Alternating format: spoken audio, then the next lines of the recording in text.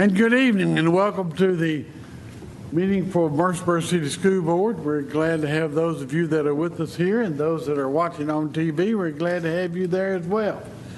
At this time, we'd like to ask you to please stand as we honor our country with our pledge.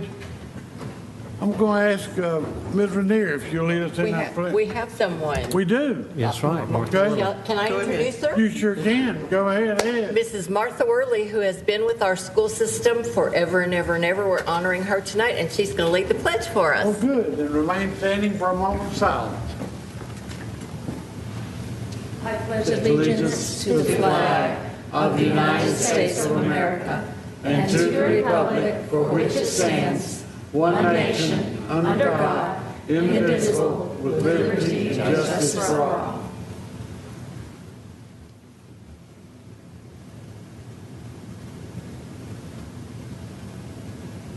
Thank you.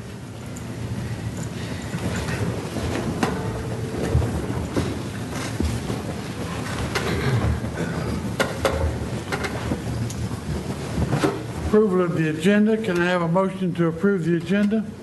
So moved. Thank you, Ms. Rainier. Second. Second. Thank you, Dr. Brown. Those in favor say aye. Aye. Any opposition? And there is none. Communications, Dr. Gilbert. Yes, at this time, I'd like to introduce Robin Newell, who is the principal at Mitchell Nelson, and we have a very special presentation that has to do with that person that's been here forever and ever and ever. Was that the terminology? No, that's perfect. That's a good thing. And it is my privilege to welcome her tonight. When you think about Tennessee, I think you think about our beautiful Smoky Mountains and the 3 Grand Divisions and the Mississippi River. And when you think about Murfreesboro, you think about our beautiful courthouse and our Stones River battlefield. And when you think about Murfreesboro City Schools, you think about Martha Worley. Come up here, Martha. Martha is celebrating her 50th year for Murfreesboro City Schools, most of which she spent at Mitchell Nelson. And I think that if you have been in Murfreesboro for any length of time, you have met her, or she has worked with you, or helped your children or grandchildren. And we're just honored to have her in our system. This is the second time she's retiring. She retired in about 2007, is that right? Or was it 2009. And loved what she did so much that she came back and did it part-time. And we probably barely paid her gas money, so I bet John's glad she's going to be at home, not spending all that. So it is my honor to give you this gift on behalf of all of Murfreesboro City Schools, and we thank you so much for all that you have done for us and for the teachers and for the students of Murfreesboro City Schools. Thank you very much.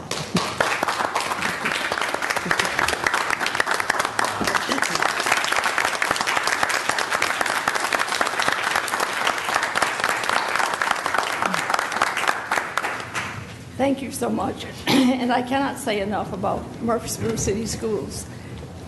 The people in the audience and the people in front of me, there isn't a better place to have your child go to school.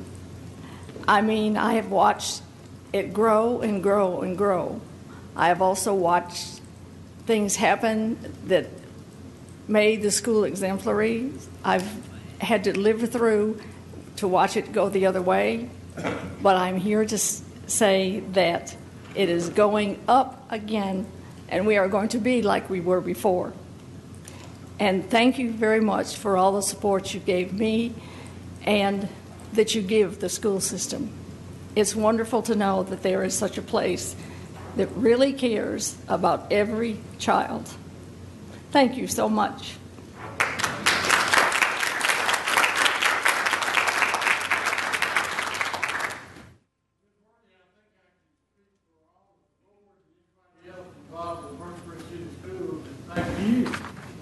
For all of the efforts and the work that you have done, not only for teachers in our system, but also certainly for all the students that you've had an effect on down through the years of your long term and time with Murfreesboro City Schools. I've known you and your husband, John, for many, many years when you moved in over next to my parents when I was still a child, I think. But it's been very pleasant and we thank you very much. Any other board member, Ms. Smith? So I have the privilege of going to church with the Worleys, and this is not the only 50th anniversary celebration for them.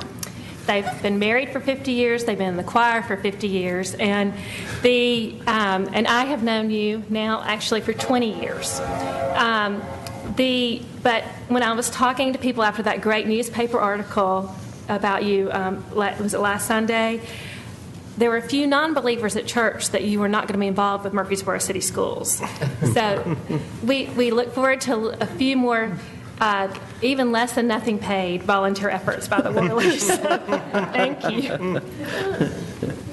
Thank you. Anybody else? Well, I guess I can say something. I've worked with Mrs. Worley for many years. She was our reading coordinator or supervisor for many years for the entire system, and no one could top her. Let me just put it that way. She was wonderful. She kept everybody humming along. I think we will miss you terribly.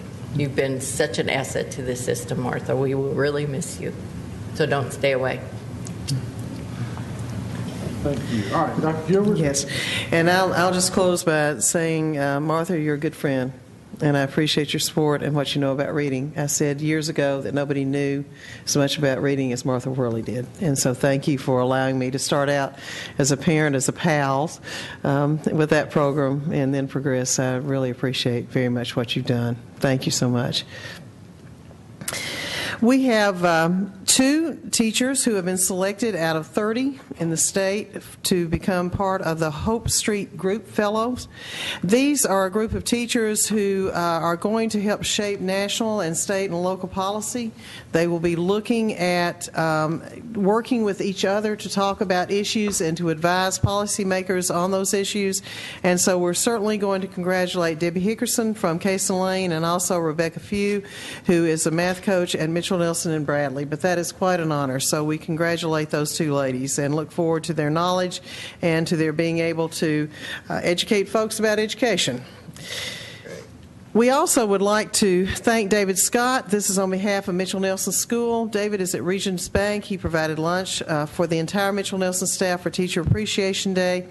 And then we have had career days in several of our schools, and I have not listed all of the people, the individuals, the corporations, the companies that have helped us, and governmental agencies that have helped us with those career days. But I can't say enough about how important it is for us to have community partners that come in to let our children understand what their future can be and to help them understand how all of those partners play together to make this a magnificent community. So on behalf of the school district, I would like to thank all of those folks in the community that did come in at various schools for the career days that were held during the last month. And those are your communications. I've got a couple I want to recognize, if you don't mind. I noticed in the paper today a group of teachers, educators who received the Nissan, I believe it is, of the foundation, the mini grants. Owen Davis from Irma Siegel, Kelly Bearden from Mitchell Nelson, Luke Dickerson from Northfield, and also Herman Nelson from Overall Creek. And that is a great thing that they can do, and it's a great support through that organization, and I congratulate those teachers. Good. I also want to congratulate this board, because I also noticed today in the Tennessee School Board Journal, we are one of 33 systems within the state that have received the, what they call the exemplary status. Is that right? I have no idea. Board of Distinction? Board of Distinction. Board of Distinction. Same thing as exemplary. That's right. I thought there would have been more systems that way, but there were 33 listed, and Murfreesboro City Schools was one. And that goes to the work that this board has done, and I congratulate you for the work that you have done in that area. All right, consent items. I have a motion to approve the consent items. So moved. Thank you, Dr. Brown. Do I have a second? Second. Thank you, Mr. King. All in favor say aye. Aye. Any opposition? And there is none. All right, action items. Your first action item is a revision of the board policy STU 22 and STU 23. These are discipline policies. These really reflect how we approach discipline now, and I think I shared with the board, and I will share with the public. We took this to principals, asked for their advice. There are a couple of things that they asked us to add, and those things are the ones that are highlighted. There were 2 things that are highlighted there, and so we again talked with them today. There's a consensus among the principals that they are very pleased with these discipline policies. Kim Frank has worked diligently with this, and I believe Joe Marlin also helped you with that, and probably some other folks too. But what you have before you are the policies, and Kelly, I don't know how you want to handle this, if you want to go over it, or do you want Kim to go over it, or Joe? I can see that Kim and Joe are fighting with each other about who's going to come and talk to the board about this.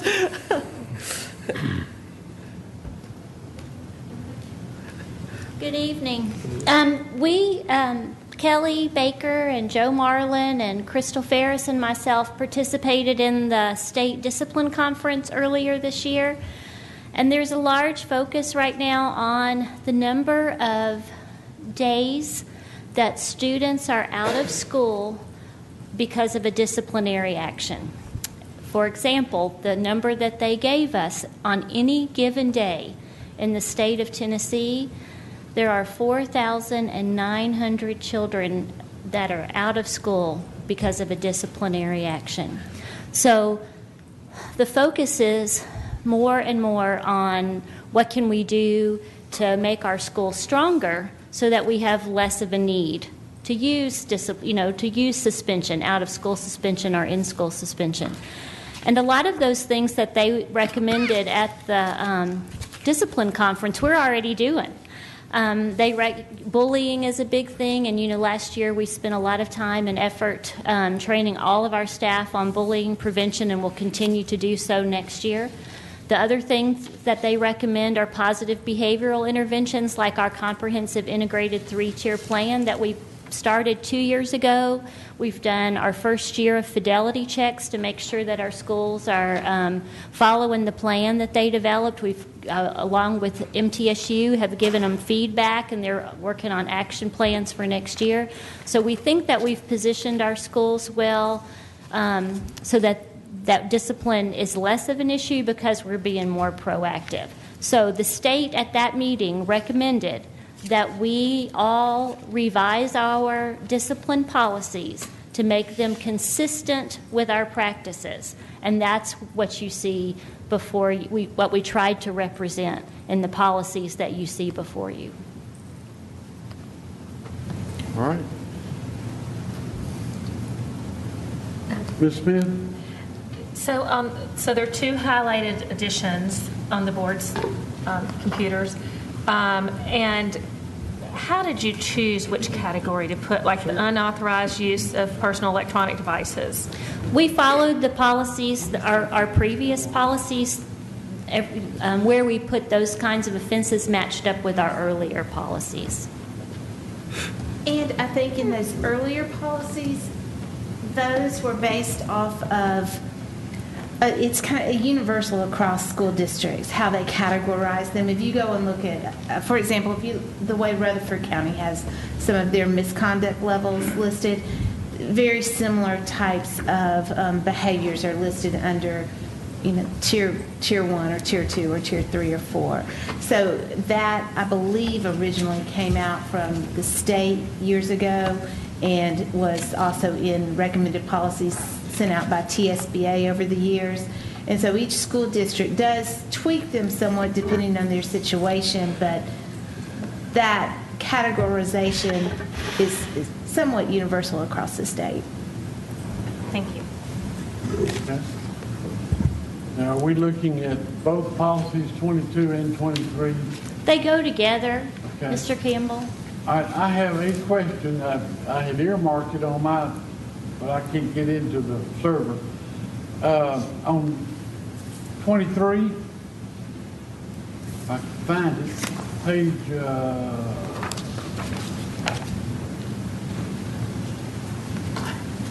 I think it's under, okay, here it is.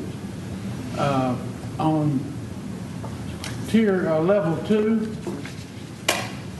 with misbehavior. I know that these policies also carry over to behaviors on the school bus. And I'm just looking on level 2, disciplinary procedures. Says principals hears accusation made by teacher, permits students the opportunity of explaining the conduct, denying, and so forth. I just wonder if we should not have in that section the same as what is in the one right, I guess it's tier 3, where it says principal hears accusation made by accusing party. I like that. That's a good idea. Because we have eliminated any accusations made by bus drivers. Yes, sir. So I would suggest that perhaps the language under tier 2 be the same as it is under level 3. Okay. Is that Yes, I think that makes sense. Yes, sir. okay? That's the only question I had. Okay, Mr. Barrett. Let's see, which one? 22. Let's see. Line 24 says all stakeholders. It says students, parents, teachers, and schools. Is that the schools assuming employees? Are we using schools to mean employees, or do we need to put the word employees in there? Because I noticed another spot, and maybe that ties in where it says teachers, Murfreesboro City teachers 2, city school, students 2, and parents 2, but I didn't see anywhere it says it shall be the responsibility of all Murfreesboro City schools 2. Maybe we want to switch that, Murfreesboro City school employees. And you had already made that note, Ms. Baker. Oh, you did? So, Okay. Yes. All right. Guess I should have been a lawyer in another. There you go. And then consequences, 35 and 39, is that just another way of saying disciplinary action? It is. Okay. That's what I have for now. I'm sure I got some more, but Thank you, Mr. Bear. thank you. Anything else from anybody on either one of these policies? I found them. I got some. Mr. Unless Barrett? anybody else wants to jump in. Line 49, it says to students who demonstrate and or at risk of. When I read it, I thought maybe we should also add the word are. Okay. And then line 67, learn and comply. This I'm in student policy 22. Line 67, learn and comply with rules for bullying. There's an asterisk, but it doesn't tell me what the asterisk is referring to. So Okay. just He's like, We'll add need to- that. That refers to our OVEA's bullying That's what I prevention thought, program. and So I we'll make assumed sure that. and put that down there as a Great. footnote. Thank Okay. you. Yes, sir. I assume that. And then on student policy 23, I'm going to jump. I'm just going to run through my questions. Let's see here, staff. Friends. Oh yeah. I know I said employees over here, and then on line 12 we have staff.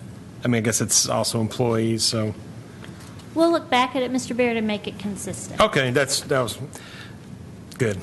The editor in me is coming out, and then we have all these different tiers and levels.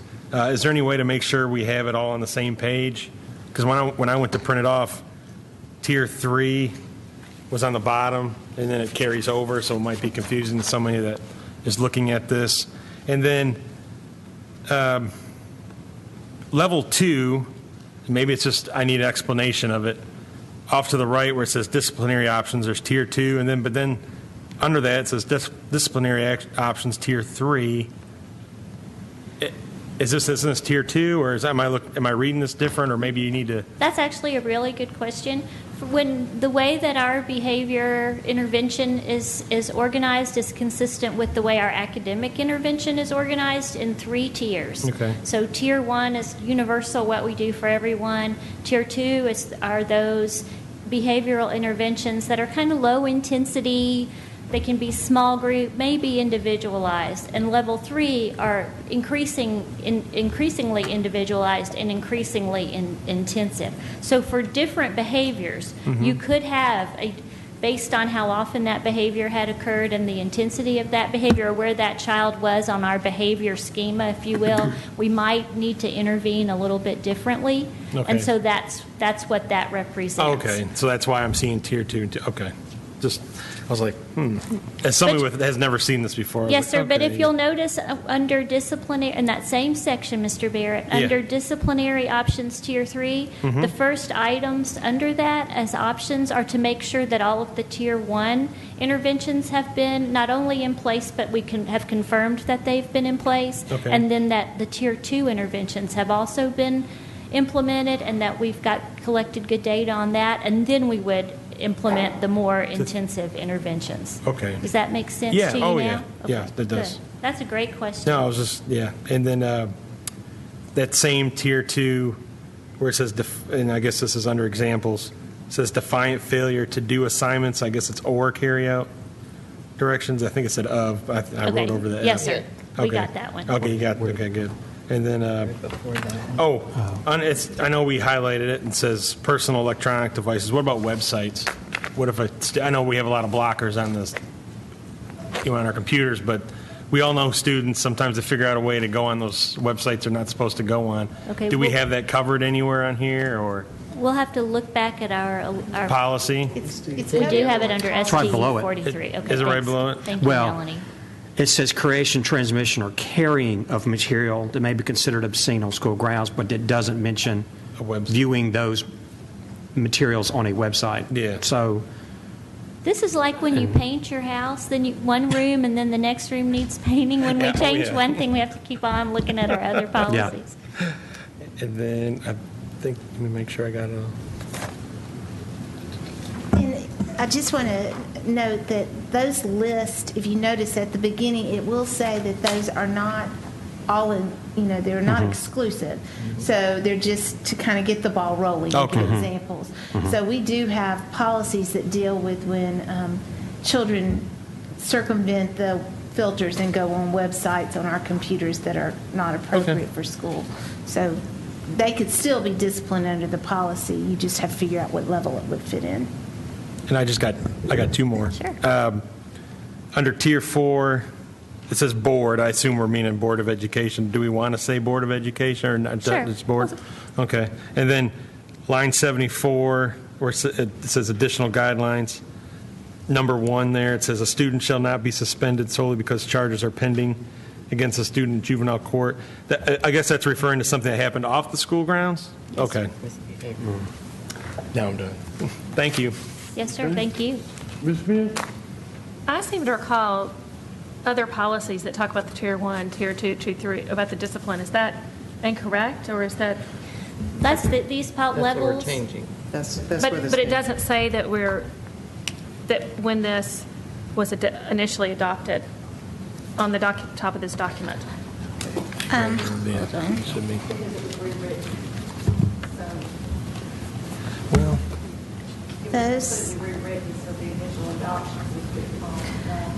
Well, let's see, policy STU 22 was initially written in 79, revised in 01, and revised again in 2012. And that was titled The Code of Acceptable Behavior and Discipline.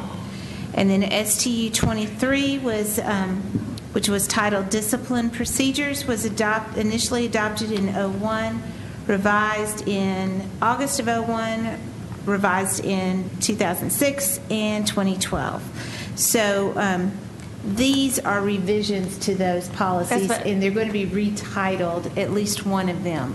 So I think they should be listed as those dates that should be listed on these. Yes, and I think we'll make that correction Yeah, to show the I know I've been through this history. before. Yeah, these are very similar. In I thought all the 2001, others. as a matter of fact, some of us were here then, and that is when the state did some pretty substantial training on school disciplinary hearing authority. They would have a annual meeting, And that is when the mandate came out to come up with a code of acceptable behavior. And that was the term that had to be used. And it had to have in it things like your values, and it had to have the tiered behavior. So you're right, the tiers have been there. So this is very much, looks a lot like that policy. It is just really a revision of that policy. But it does include the tiers within the different levels, which is what we practice. We worked really hard to make it consistent with all the hard work that our schools have done to implement consistent expectations, to recognize students for appropriate behavior, to work on their level of engaging activities with students, those things that we know have a big impact on preventing behavior. And I think it's good for you to know that when Dr. Wallace, Monica Wallace from MTSU, and I did all of our fidelity walkthroughs this spring, that all of our schools who were participating as year one, which is all of them but our two new schools, Reeves and Overall Creek, they all had scores that were consistent with first year implementation of positive behavioral interventions and support. So that's great. I mean, that not only have we talked about it, but we're doing it, and then we're reviewing it and continuing to perfect it. And each school has their own plan. So there's some things about which we're tight. We need schools to have expectations. We need them to communicate it. We need our teachers to be teaching children what the expectations are. There needs to be a plan of how we're going to recognize that success. But we've been loose about what that looks like in our schools. It's been well received. Our suspension numbers are down over the last 3 years. Consistently, our office referrals have been down. So we know that it's making a difference for our children. Okay, thank you. We need a motion to approve STU 22 and 23 on first reading. So moved. Thank you, Mr. Barrett. Second? Second. Thank you, Dr. Brown. All in favor say aye. Aye. Any opposition? And there is none. Thank you. Dr. Brown? I've got just a general question for Ms. Baker. Where do we stand in our policy review for the entire manual? I will have to look at that and come back to let you know. Okay. Thank you, Dr. Brown. Good question. All right. A contract with Head Start? Yes, and I'm not the expert on this. I will just tell you that this is a partnership between Murfreesboro City Schools and Head Start. We provide some things, they provide some things. And so each year we come to you with approval of this particular contract. There are no substantial changes from the last year. All right. Any questions? Ms. Smith? Where's Head Start based now? They're still based on Manny. But they are within, they do have a site within our schools at Mitchell Nelson Primary. That's right. Okay. They moved from Bellwood to Mitchell Nelson. Right. Okay. Okay. Other questions? Have a motion to approve the contract with Head Start? So moved. Thank you, Dr. Brown. Second? Second.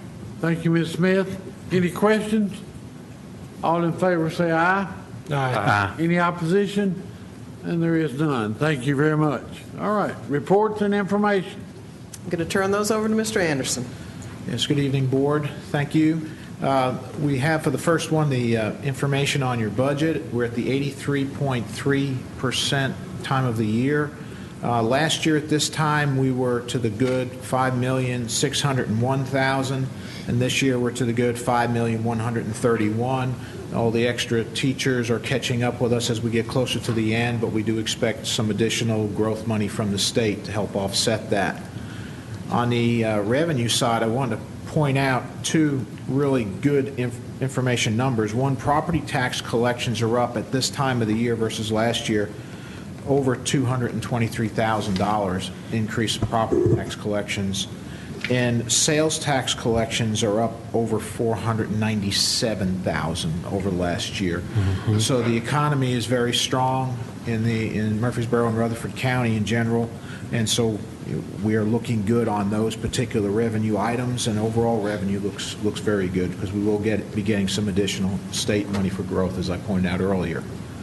On the expenditure side, We're also in good shape. We're hanging right in the right percentages. We're at 77% of our expenditures. If you remember last year, when you look at last year's column, which is right in the middle of the page, we were at 84, and that had to do with all the computer purchases that hit us that made that out of whack. So we're feeling good as far as our revenue and expenditures are at this time. If anyone has any questions, I'll be glad to answer any of them. Any questions on the revenue and expenditure report? All right, personnel report. Your personnel report is there. You have your licensed personnel that have been hired. Obviously, at the end of the year, although we've grown students, so you never can tell. You also have the information there as far as retirements and so forth.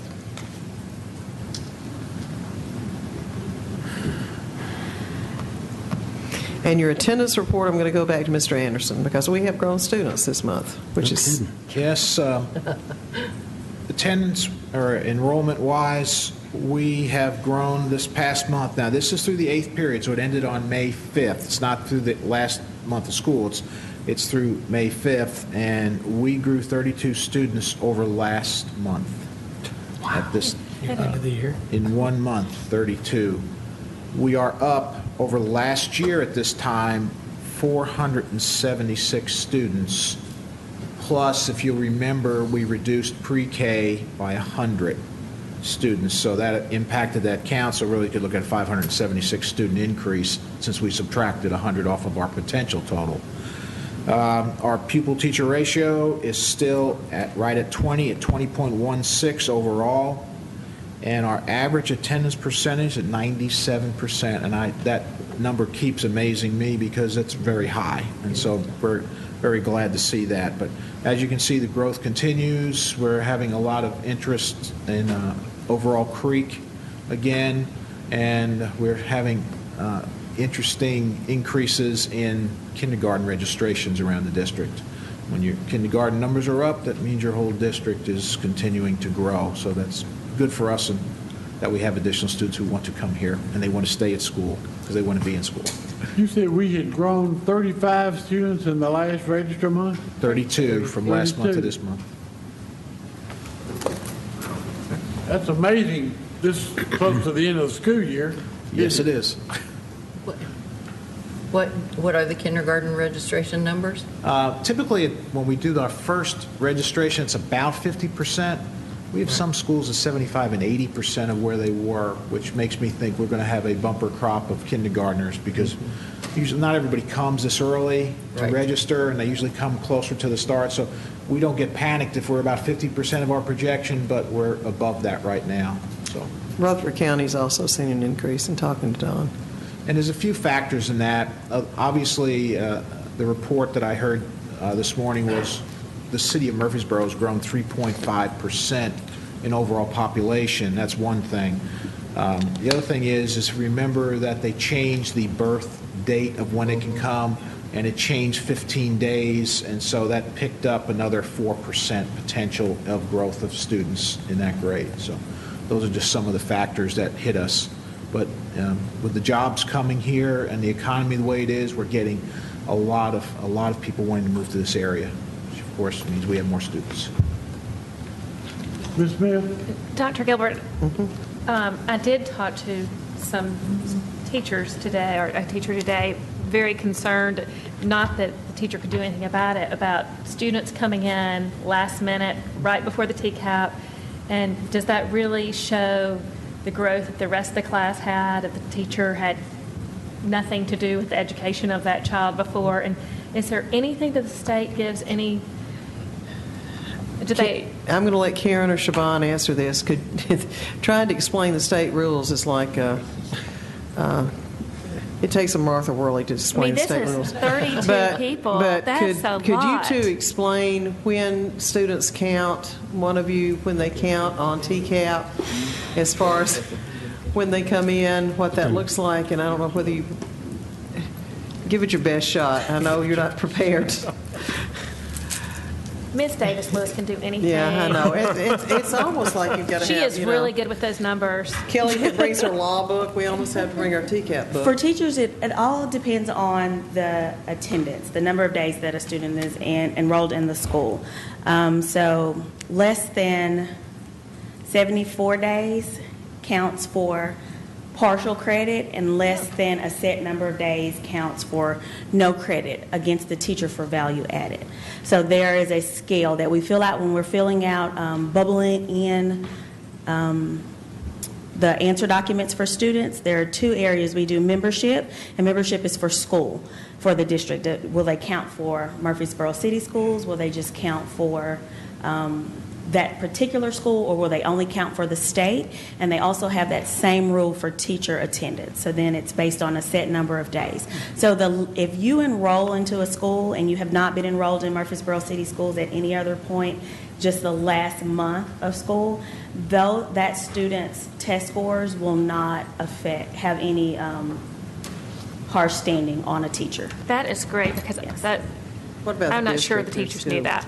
Based on that accountability, it just depends. If they're floating around inside of our district, then they will affect. But if they are new to the district at a certain number of days, then no, they count for the state. So if they're transfers from other schools, so it does impact the teacher. District. It depends on the district and the set number of days. And I can get that. I don't want to misquote those numbers in those days, but I can get that to Melanie to get to the board what those numbers are exact. That'd be great. But the magic number where it's not 100% is 74. Excellent. Any other questions? Walk I'm away sure fast. I bet there are plenty of questions for you around this season right now, Ms. Davis Lewis. Thank you, ma'am, very much. That was a very good explanation. All right. That's it. Any other business to come before this board tonight? Questions, concerns, comments? If not, do I have a motion to adjourn?